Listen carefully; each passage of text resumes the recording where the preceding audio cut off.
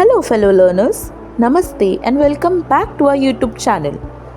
Today we are going to see how can a candle be burnt again after its flame goes out. Here we can see that when the flame of the candle goes out, the fumes which are coming out from the candle's wick. These fumes are nothing but the wax particles which are not burnt completely, and they have no option but to be released in the vaporized form. These vaporized particles help the candle to ignite the flames back, as the particle of the wax which is getting vaporized burns first and gets the flame back to the wick and helps the candle to reignite itself. This phenomenon or this experiment can also be seen while lighting a lamp. Here we can see while we are lighting the lamp, and again when the lamp goes out, the fumes help the lamp to reignite again.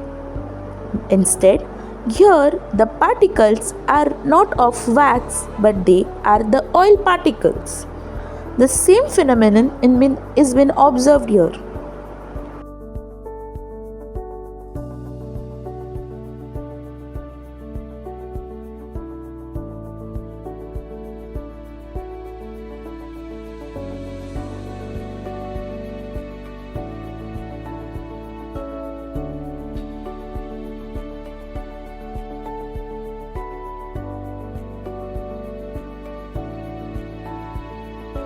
Now let's understand how the phenomenon of refraction works here.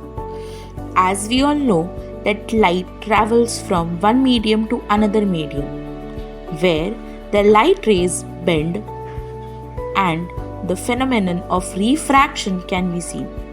When the light is passing from air to glass, and then from water to glass, and then to air again, we can observe the color blue on the other side of the paper, whereas the color red on the other side of the paper. From the glass, this phenomenon can be observed because of the refraction taking place here. As the light passes from various mediums and bends several times, it can be seen the red color is on the right hand side and the blue color is on the